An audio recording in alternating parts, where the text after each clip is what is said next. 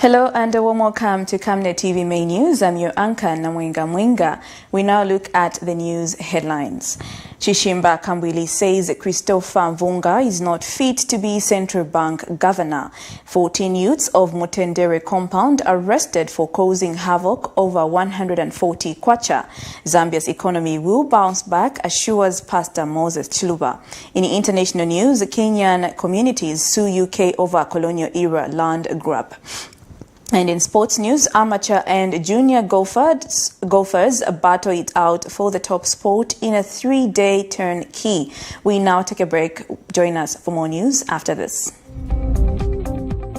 Msika is here. We have you all covered with just 150 kwacha. You can advertise every day from 17 hours to 18 hours. For a 30-second ad, get the benefit of selling your products and services on Msika.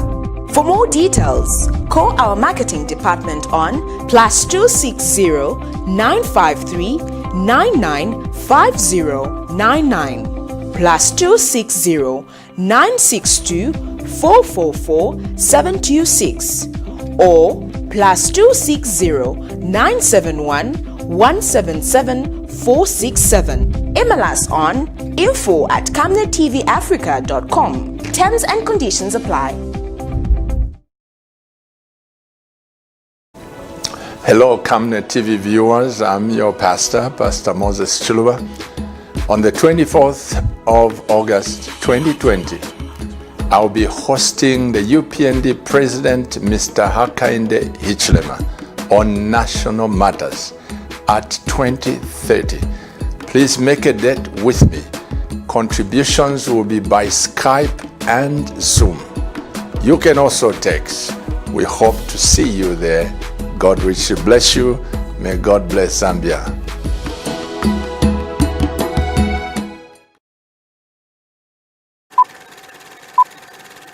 Are you a filmmaker? Well, you are exactly what we're looking for. Camnet TV is calling on local filmmakers. For more details, You can visit our headquarters in Ibex Hill, next to Hilltop Hospital. contact us on 0972 277467 or 0962 444 726. Camnet TV. not just another channel.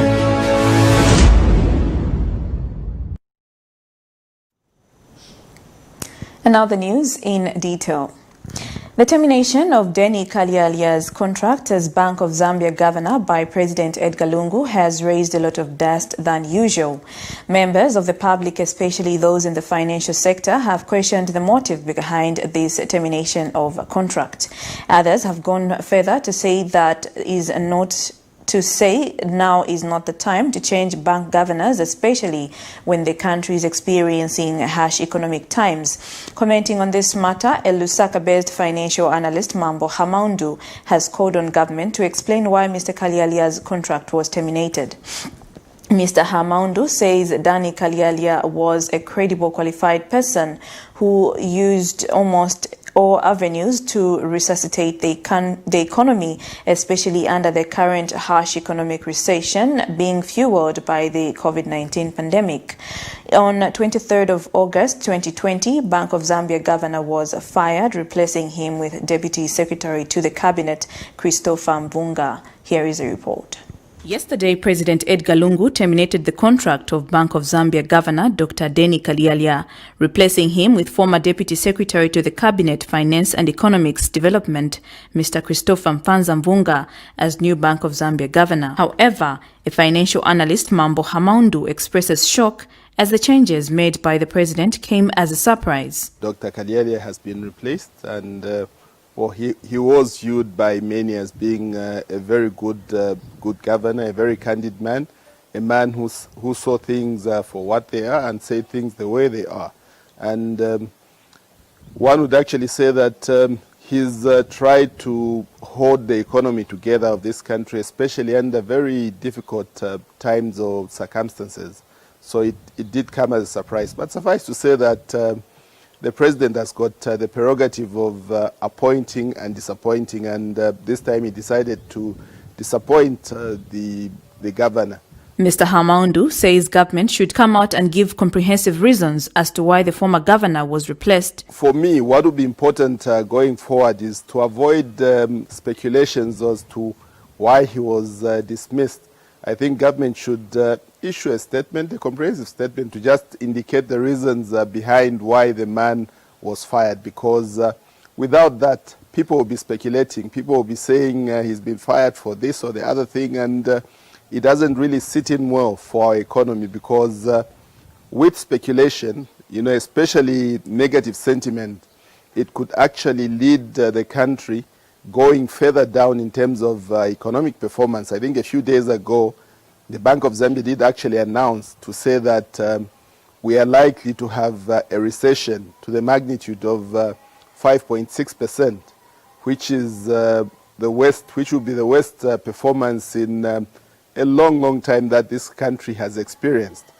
And with this replacement, and without reasons being advanced as to why he has been replaced, it might actually result in us as a country posting a worse off recession position than has already been anticipated. So President Lungu's decision came shortly after Mr. Kalialia gave out his analysis on the national broadcaster ZNBC. Expect a recession this year, which is the first in almost 20 years plus. I think the last time I had this was in 1999.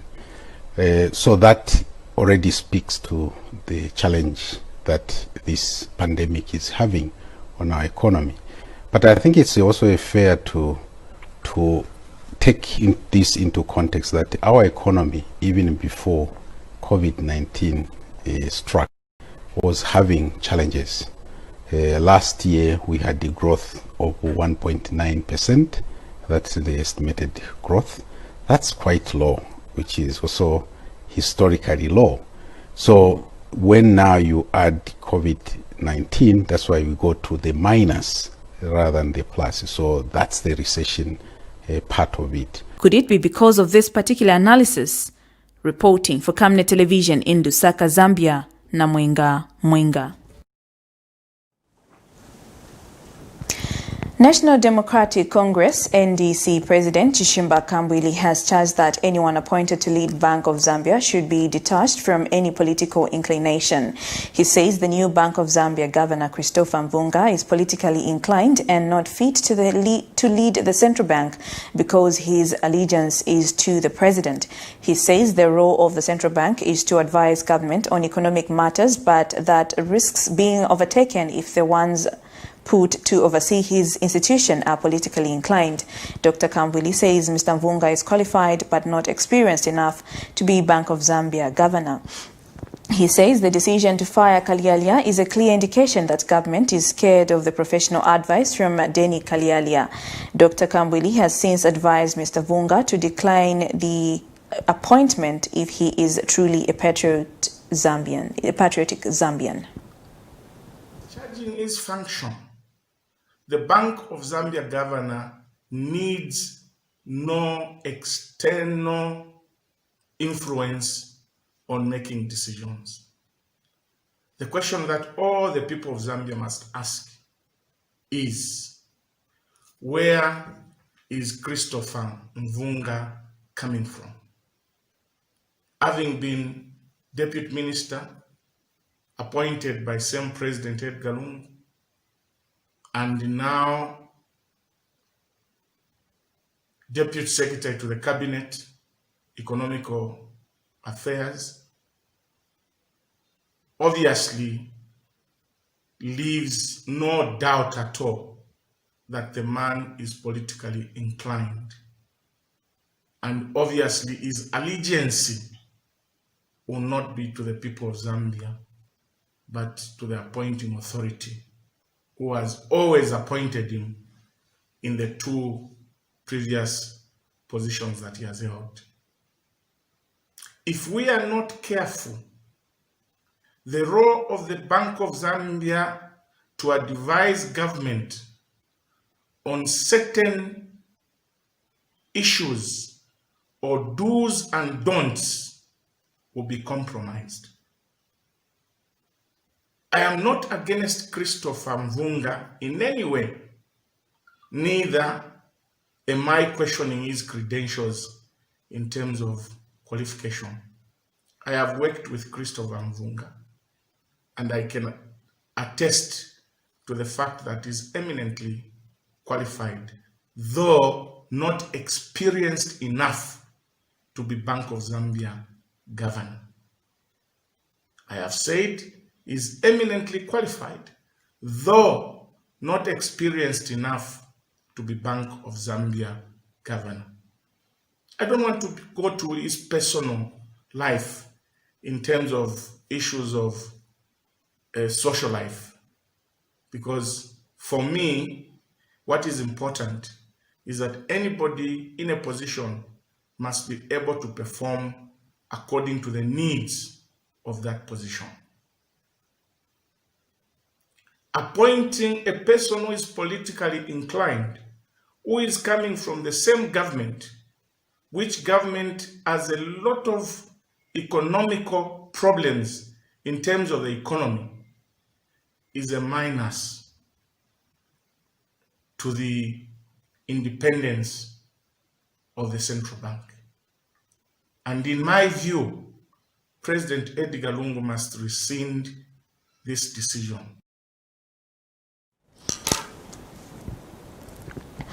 Meanwhile, Patriotic Front Media Director Sunday Chanda has castigated all those questioning the credibility of Mr. Mvunga.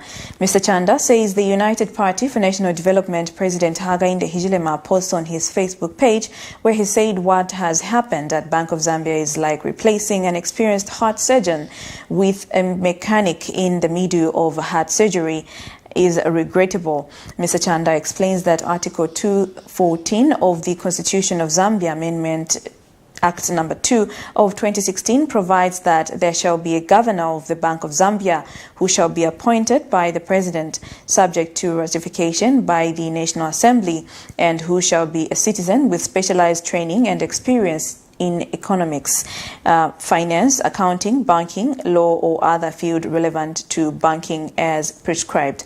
Therefore, Mr. Mvunga is qualified for the job.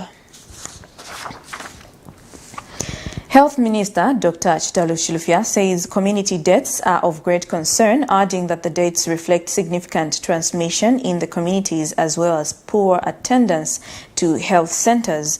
Speaking during a daily COVID-19 update, Dr. Chilufya says government is working tirelessly to increase infrastructure such as building clinics to create easy access to health facilities. The minister has since called for early presentation to healthy facilities. He says COVID-19 remains a fatal disease to everyone and people must take precautions to stop further spread of the COVID-19 pandemic. Meanwhile, the ministry says everyone is at risk of contracting the COVID-19 regardless of their blood type. The country has in the last 24 hours recorded 251 new cases from 1,515 tests done. 58 patients are admitted to Levi Mwanawasa Hospital, of which 37 are on oxygen, 2 are in ICU. Mamba-based non-profit organization has called for sensitization among rural dwellers who it says are not paying attention to measures aimed at fighting the coronavirus. Home of Rescue Foundation laments that this despite COVID-19 precautionary efforts being implemented by stakeholders in the area to safeguard them from COVID-19. And Foundation President Munkombwe Sinya Mwanzi says being a rural area, Mamba Town has disregarded regular washing of hands before entering shops and wearing of masks. I think we still need to sensitize more. Sensitization is not done fully, and not only social distancing, even hand washing. It's like people are not, they don't know the reason why they're supposed to wash their hands. They think it's just washing your hands and you go. They don't know actually about infection prevention. They don't know the cross infection that is happening. They don't know why they're washing their hands. They just think it's just washing your hands, you are done. Like it's happening in the shops. You would find someone from outside who come back. Instead of them washing their hands from here, the doctor said, no, I've already washed my hands from somewhere, forgetting that they're from outside. We don't know what we're touching. We don't know if their car keys have the bacteria or not. So I think we need to do more of the sensitization on washing hands and also social distancing. Or you need to actually adhere to the precautions that are being taught. You need to do the right thing because this thing is actually deadly, as you are seeing. You don't have to take this for granted. It's not a show. It's not a game. Actually, this thing is real. COVID-19 is real. Yeah, I think what is important is to one has to improve in their personal hygiene. So it doesn't matter whether you're young or you're actually old, provided you're just adhere to what has been taught and you listen to what those in authority are saying. I feel like that you'll be able to fight this pandemic. Alright, so in conclusion, any other words that you want to share? I think there's more that has to be done, more especially in remote areas, because people out there don't know that we have this enemy called COVID-19. So we need to sensitize. We need to do much of the distribution, the education. Yeah, I feel when everyone is actually aware and when everyone has the information, they'll be able to take good care of themselves. Meanwhile, Home of Rescue Foundation project manager and Abraham Sikanyika has called for inclusiveness on COVID-19, especially in rural areas. Mr. Sikanyika, who bemoans the information gap, says the fight against COVID-19 can only be won if it reaches out to marginalized people in rural areas who have challenges in accessing basic essentials.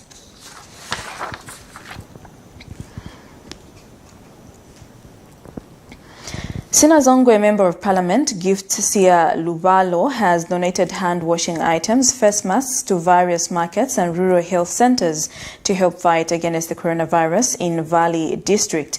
The items worth 55,000 kwacha included face masks, 650 ml of liquid alcohol-based hand sanitizers and Veronica buckets. Receiving the donation at Sia Vasui area, former Mwemba Ward Councillor Fred Zovolo Mwemba uploaded the area Member of Parliament saying the donation is timely, adding that most residents have nothing to use in the fight against COVID-19. The former Ward Councillor says that materials which will be placed at Muka Health Post, SDA, New Apostolic and other nearby churches will be accompanied by messages on how to use and how to protect others in their respective areas. The Sinazongwe MP has further distributed COVID-19 equipment and Mamba Sinazeze, Malima Mangombe and Mamba markets. Mulumbe mupati ngotu jisiku bantu muguti wetikazi tagwezi wende nyambulwa zibwa siga bantu banji balagonzya kunjilwa bulwazi bwa coronavirus. So agamboga zezi asipa utimwezela ngatela zili goezi mulimbo tulailije kwamba hoteli bantu bere likaba jinji maningi kusamba mu manza. So obubulwazi kwambisya bojatikizya bulondo ubumi bwa muntu.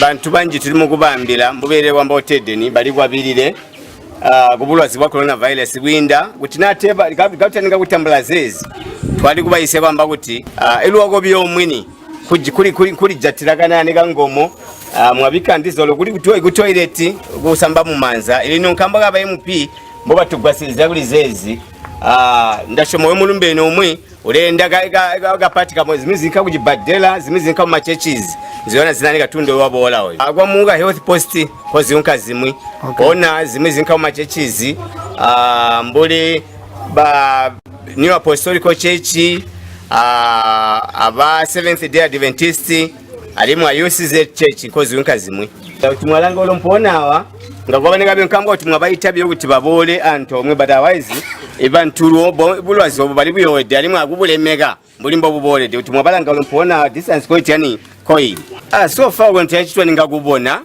wenze bya abeli MP mbakatulita kuti mwenka mu market omia ko tulikale tulimbuli batoto so mbeba ntiwe metu ngatu atiani twamba kujatikiza kuti bazulwa mfulumende baile MP beso kuno mbo batugwasize sofa aba district commissioner tuninga kubabona but twakabona byo ba council chairperson umulumbe ngweno wabulwazi obwa coronavirus.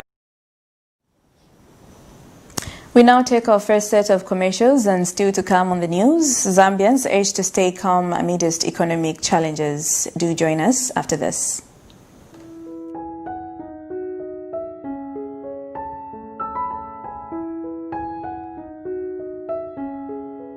I have used Oracle Pure Glycerin for 2 years now. It has really worked for me. It has cleared all the black spots on my face. It has restored my skin beauty. It also smoothens the skin. Try Oracle Pure Glycerin for perfect skin. If it's not Oracle Glycerin, then it's not pure glycerin.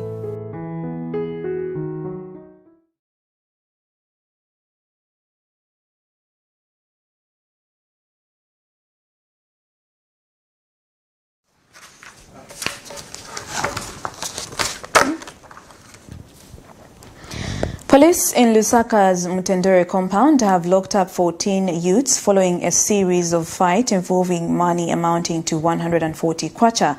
According to onlookers spoken to off camera, said the youths belonged to a named political party and failed to agree over profits accrued business. Meanwhile, Mtendere Ward 30 Councillor Watson Mutonga has refuted allegations that the group of youths belonged to a political party, adding that it was just unruly youths who had a misunderstanding. The councillor has since urged the youths to use relevant authorities when aggrieved and not to take the law in their own hands. This morning, around 9 hours, Mutendere Market was in confusion as marketeers scampered in all directions, trying to escape tear gas. This incident came after a group of young people got physical with each other over 140 kwacha. Efforts by the Camnet TV news crew to get the truth from the officer in charge in the area proved futile, but alas, after he was visited by the area councillor, Mr. Watson Mutonga, the whole truth unfolded. Mr. Watson Mutonga says the youths who have since been picked up by police are 14 in number and indeed fought over 140 kwacha. I would say I'm so saddened of with what happened this morning, where youths engaged themselves into physical fights. But the cause of all what transpired this morning was that, at the bus station there are two groups of young people who are fighting for leadership, although leadership has been there. And the true issue which led to the confrontation was the issue of sharing of money, where one group feels they want getting enough, and the amount which caused the fight was 140 kwacha, which allowed other youths to become so emotional and engage themselves into that fight. The two groups who made their living through profits made from the bus station went physical after differences arose concerning sharing of the same amount. Mr. Mtonga says the youths are divided into two factions, always having differences, and today's fight got worse, catching the attention of other people. To the swift movement of our Zambia police through our officer in charge, Mr. Muke, who made sure that all those who are fighting were separated, and at last what we did together with the leadership of the party, which I want to appreciate so much, is that we cancelled them, and those who are found wanting have been taken to Woodlands police. I think about 14 to 15 of them are now detained at Woodlands police, so that others should know that please, you should not take the law into your own hands. We have officers. If you feel you have a problem, you report to the police. If you feel Mr. Mtonga has, however, called for peace in his ward. What happened was so sad. We should not allow such things to happen in a community like that. The picture dented is that Mtendere has become a very violent community. If there was such a conflict, the best would have gone to their leaders and to sit them down so to find the lasting solution. Unlike arming themselves, engaging into those fights which are denting the image of the community. Reporting for Camnet Television in Lusaka, Zambia, Namwenga Mwinga. Healing Word Ministries International Overseer Pastor Moses Chuluba has asked the Zambian people not to panic even as the country is experiencing economic turmoil. Pastor Chiluba explains that nothing good is achieved without challenges, adding that storms act as testimonies at the right time. Pastor Chiluba also took time to encourage President Edgar Lungu and his cabinet that the Zambian economy will bounce back because God hears his children when they pray. He says many people are united in faith, praying for the nation, and that soon things will be back to normal. Pastor Moses Chiluba was saying this during a Sunday service sermon dubbed the Actualization of Greatness. Those of you who are born for greatness, there is no going to the other side of the sea without a storm. The moment Jesus said, let's go to the other side and rest, ukubali bali kwete crusade. Nombalanda, let's go on the other side and rest. Between work and the resting place, there is a storm. And when a storm comes, never panic. I don't know who I'm talking to. Even those of you watching me by television, probably you've been told, we don't need your services. Never panic. When you are born for greatness, just know that storms are part of propping you to the other side. Storms, they act as testimonies that your boat cannot sink because the one in the boat with you is greater than the storm. I don't know who I've spoken to, but never panic. I said never panic. Zambia, all the nations of the world are going through COVID. But I said to you, Zambia, never panic. The God you save, the God, the President Chiluba, may so rest in peace. The God that is surrendered this nation to is a God who watches. He neither sleeps nor slumbers. He's watching over Zambia. As Jerusalem is surrounded by the mountains, Zambia, you are surrounded by the power of God. Never panic. God is with us. May I declare to somebody here, let me tell you something. Our economy will bounce back. I said our economy will bounce back. Mr. President Edgar Chagwalunga and your cabinet, I want to announce to you, I'm not an economist, but this nation will bounce back. Because people of God are praying everywhere. And God will not let us down. How many of you say we'll bounce back? Never panic, because God is with us. The Raphael Nakachinda-led faction movement for multi-party democracy MMD has called for the immediate resignation of MMD President Dr. Nevas Mumba. Addressing the media Sunday morning on the resolution arrived at after a meeting they had yesterday, Mr. Nakachinda explains that he has not shown leadership as seen from the steps he took to expel 3 members of parliament recently. He says Dr. Mumba should instead leave the party for failing to unite members. Meanwhile, Nakachinda says the party will hold a convention before 2021 general elections. More in this report. A faction within the Movement for Multi-Party Democracy MMD, led by Raphael Nakachinda, has come up with resolutions reflecting the way forward for the party. In a speech delivered to the media Sunday morning, the Nakachinda-led faction says the party was under the clause of dictatorial vouchers, referring to the leadership of the New Hope MMD led by Nevas Mumba. And the following are the key resolutions arising from the NEC meeting, which will reflect some of the general positions on various matters from our members across the country and indeed the way forward for our party. Number 1, expulsions of members of parliament. As the nation and media may be aware, Dr. Nevas Mumba is purported to have expelled 3 members of parliament, namely Honorable Howard Kunda MP from Chinga constituency, Honorable Maxwell Kavanda MP for Serenje constituency, and Honorable Peter Piri MP from Kaika constituency. The 3 MPs are purported to have been expelled as read in the letters, letters that are circulating in the media, for simply opting not to make voluntary financial contributions to Dr. Mumba of 3,500 as he demanded. And they chose to instead support and look after their respective constituencies instead of supporting an individual. Secondly, the MPs are purported to have been expelled because of their consistent call for an open and all-inclusive convention. It is sadly true that everyone who has called for a convention in the party has either been expelled or dismembered, leaving Dr. Mumba alone surrounded by his stooges. That was the end of Victory Ministries.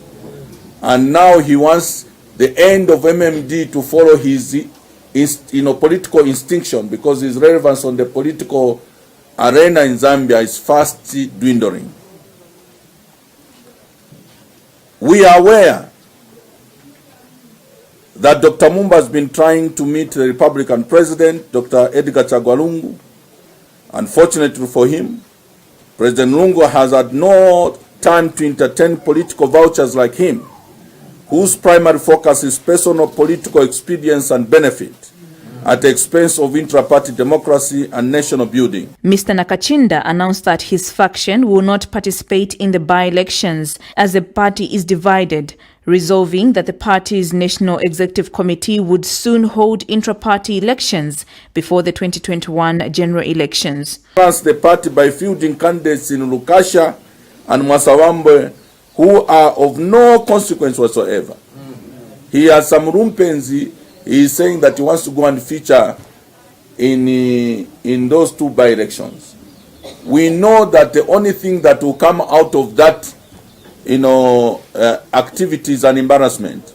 I can tell you, I'm not a prophet. I can predict that if he fielded the candidates, he will get zeros. Reporting for Camnet Television in Lusaka, Zambia, Namwenga Mwinga.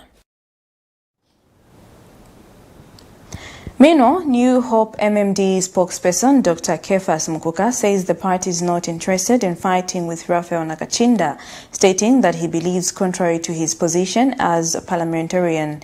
Dr. Mukuka says Mr. Nakachinda remains an expelled member of the MMD and does not represent the party in any way. He notes that the behavior of Nakachinda is tantamount to contempt of court at all costs, describing him as a disgrace to appointing authority and to the entire nation. The MMD spokesperson also says Nakachinda is hired gunsent to destroy the MMD, but has assured the nation that MMD is intact and will not be shaken by the lies of Nakachinda. The behavior of one Raphael Nakachinda leaves much to be desired. You may wish to remember or recall that Raphael Nakachinda actually is not our member in any case. He remains an expelled member. And we wonder where he's getting that courage and the audacity to continue trying to engage us into toxic type of politics. Unfortunately, as New Hope Movement for Multi-Party Democracy, MMD, we are not interested in such kind of politics. Nakachinda holds a very senior position.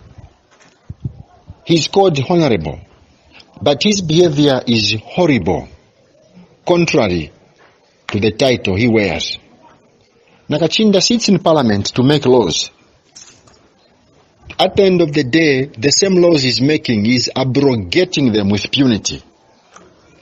He's a disgrace to society. Is a disgrace to the people who have appointed him. I don't think the president himself, Edgar Chagwa Lungu, can tolerate such kind of nonsense coming from one Raphael Nakachinda. Because he's totally displaying that he's above the law. Because his actions are tantamount to contempt of court. As I speak, in the next few minutes, we're having an emergency meeting to deal with this issue once and for all. Why can't he emulate Honorable Felix Mtati, who in this case stands out, is above board? Even when we call him honorable, it's true, because his behavior is related to that. unlike what Rafael Nakachinda is doing. I think for now, we can just say we're not interested in whatsoever he's trying to do. We now take a break, but still to come is international and sports news. Stay with us.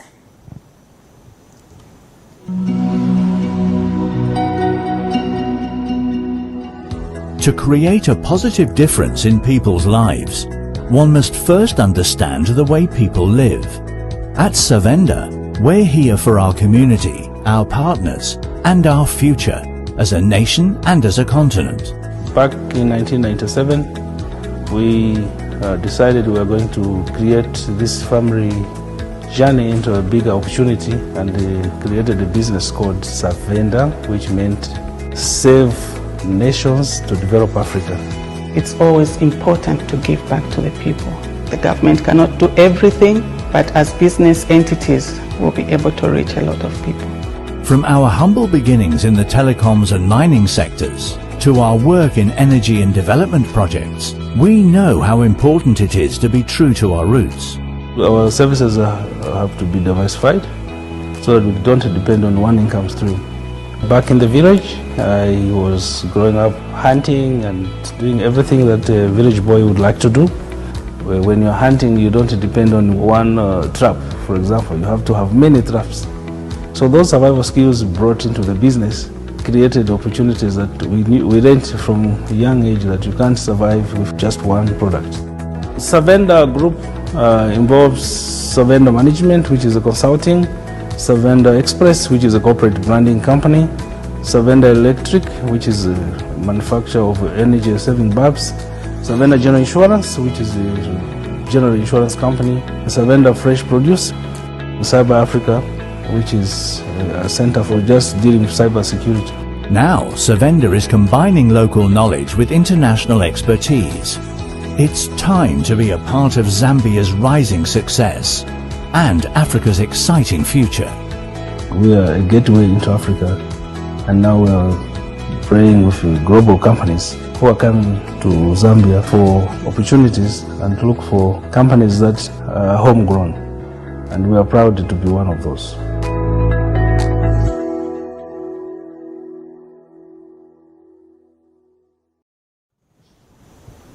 You're still watching Camnet TV. Camnet, not just another channel. And in international news, a community of more than 100,000 people in Kenya is seeking compensation from the British government for forced displacement from their homes and farmland.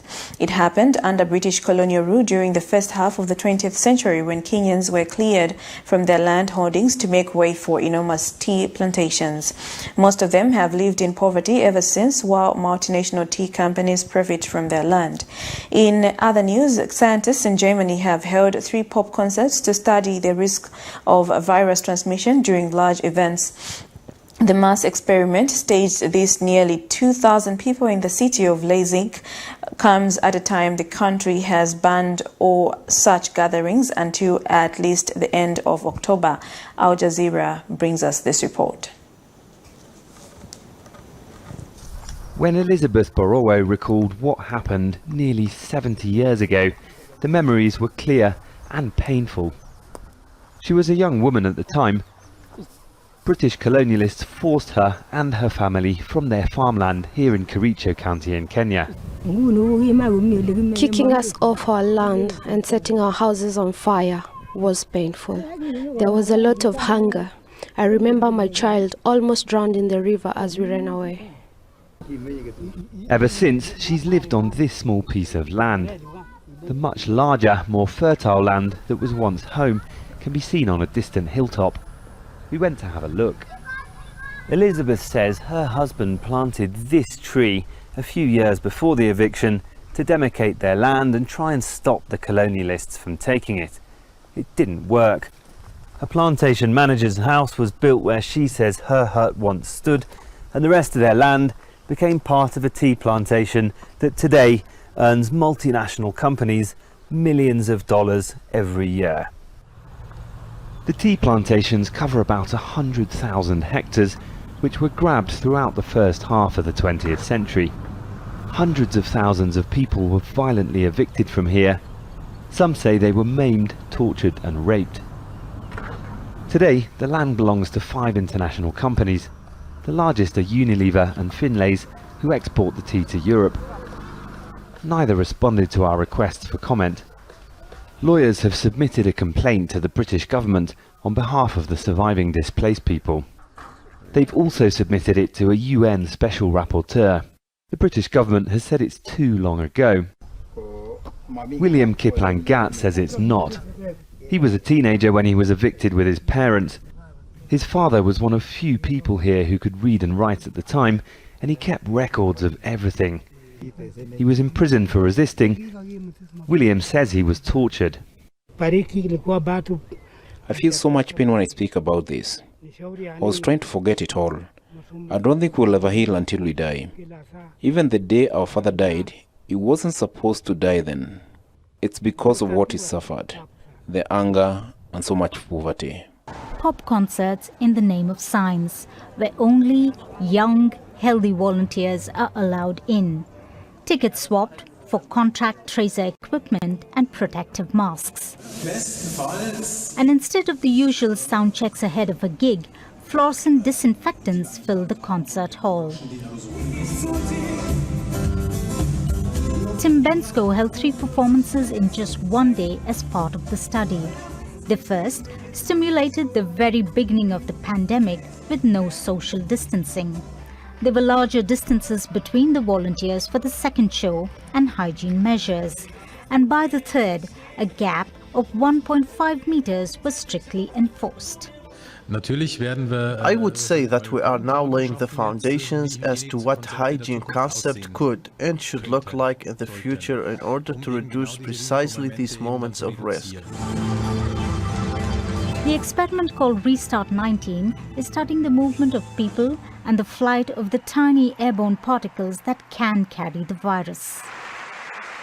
The background is something called the Philadelphia Bond Rally of 1918. So this was a big festival that happened during the Spanish flu pandemic in 1918, and which was followed 3 days later by an enormous flu outbreak in the city of Philadelphia. During the COVID-19 pandemic, it's become apparent that that connection isn't quite so simple. And we've had many examples of large events that have occurred during the course of the pandemic, and it's been quite difficult to nail down single large events to any difference in the parameters of the spread of the virus. Results are expected in 4 to 6 weeks.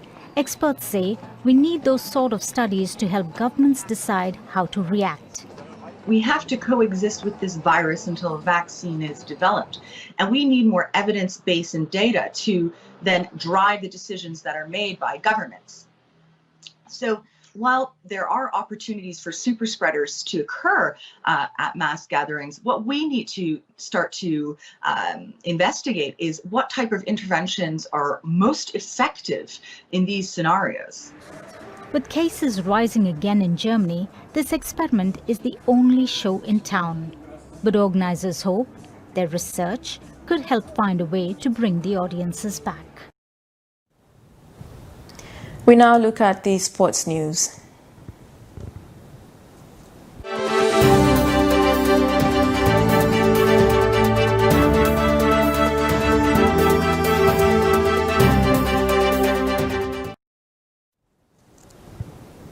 And finally in sports, Dylan White insists has no regrets about Alexander Povetkin Gambo after a huge knockout defeat.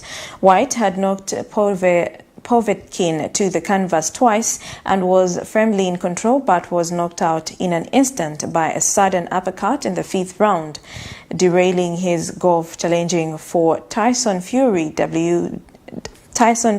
WBC heavyweight title. Asked if it was a mistake to fight Povetkin instead of waiting for his mandatory chance at Fury belt, White told Sky Sports News that the morning after his defeat that he has no regrets. He added that it was a great fight and Povetkin did well. Here is a report.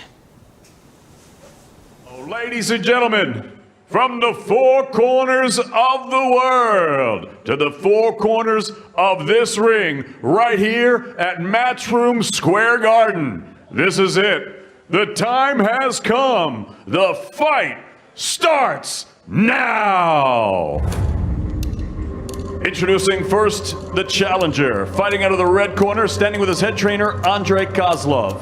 Fighting out of Chekhov, Russia, Dami Higaspara, Bayets Ezresi, Ruski Vitas, Alexander, Sasha Povetkin. And his opponent across the ring, fighting out of the blue corner. He stands with his head trainer, Xavier Miller. Fighting out of Brixton, London, England, here is the reigning and defending WBC interim heavyweight champion of the world, Dillian, the Body Snatcher White! Good left to the body there. Povetkin take this thing out of it. Nice counter to the body from White. Povetkin came over the top with the right hand, but again, White's keeping those hands tight. There's the parry shots and ride them on the forearms rather than slip them, but he's got a big set of arms and he's ripping that left hook to the body. You can see the reddening of the stomach of Povetkin already. Here's a good shot to the body.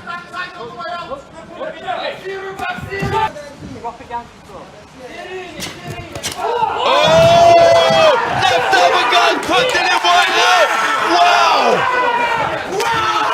Well, you can never, ever discard anything in heavyweight boxing, but that is one of the most shocking turnarounds I've ever seen in a fight. Unbelievable. What a left uppercut. Suffered 2 knockdowns in the previous round. Wow, I'm in shock. You know, it's a dangerous thing to do because you walk onto the right hand, but look, bang, set up with a jab. Wow, unbelievable. What a shot. The shot to throw would be the body shot, but you're right, he disguised it and comes straight up through the centre with the uppercut. What a shot. What a way to finish fight camp. Unbelievable stuff. David. Ladies and gentlemen, referee Mark Lyson calls a halt to this contest. The official time of the stoppage, 30 seconds of round number 5. Your winner by technical countout, Ruski Vitas, Alexander Sasha Povetkin.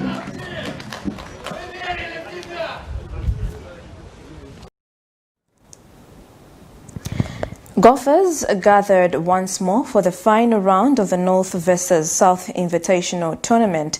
The tournament that had professional, amateur and junior players got to battle it out for the top spot in what turned out to be an event that would allow the spirit of competition to be brought from each player for the closing day at the Lusaka Golf Club in Lusaka Sunday. Michael has more in this report. The golfing stage was set today with 3 of the highlight players on the Zambian scene battling it out as they played together in the last group for what would be the final round of the North vs South Invitational Golf Tournament. It began with Madaliso and Sydney tied at the top spot entering the final round, with Dane not too far behind from the duo. As the game progressed, Madaliso sustained his play and bettered the field by playing a 1-under round, which left him at 2-under total by the end of the 3 days, while Sydney dropped a few shots back, still maintaining the second spot, with Dane finishing in third. Maddie, 3 rounds, 217. How do you feel after 3 days? I feel good. It was a tasking week. Obviously, the conditions were tough, but the golf course was playing really well. Just happy to obviously come out on top. We had some good competition. Dane played really well. Sydney was playing some good golf, so I was rather fortunate, I guess, to come out victorious. Front 9 I was playing very well. It's just that I had a double in hole number 7, and then I tried to come back. I went par, then birdie, then I went bogey. Again, I missed a short putt for birdie in hole number 16. Then I went par. Front 9, I pretty close on 1, 2, couldn't make the putts, but yeah, just couldn't make putts today. No, it's the funny thing is, I've been putting pretty well for the past 4 or 5 months. It's just this week has been terrible. The day played out as an inspiration for junior golfers from the boys and girls division, as they too participated and got their share of prizes provided for by sponsors that have decided to partner up for the long run with golf in Zambia to help take the sport to the next level. So we are looking to foster that relationship with the golf club. We're also wanting to connect. As I say, 25 years later, after the existence of Trade Kings, we are far and beyond, hard selling of brands. We want to connect with people, and golf is one such a platform for us to connect. Our equipment range is really suited very well to the outdoor environment, and golf slots in very well into our portfolio, as does football, cricket, and anything that's really played where grass is a medium that you play on. Michael Chiluba from Lusaka Golf Club for Camnet TV Sports News in Lusaka. We've come to the end of the Camnet TV main news, a recap of the stories that made the headlines. Chishimba Kambwili says Christopher Mvunga is not fit to be central bank governor. 14 youths of Mtendere compound arrested for causing havoc over 140 kwacha. Zambia's economy will bounce back, assures Pastor Moses Chiluba. Kenya communities sue UK colonial era land grab. And in sports, amateur and junior golfers battle it out for the top spot in a 3-day tournament. And our Camnet TV verse of the day comes from the book of Romans 1 verse 16, and it reads, "For I am not ashamed of the gospel of Christ, for it is the power of God unto salvation to everyone that believeth, to the Jew first and also to the Greek." This has been your anchor, Namwinga Mwinga. Until next time, God bless and goodbye.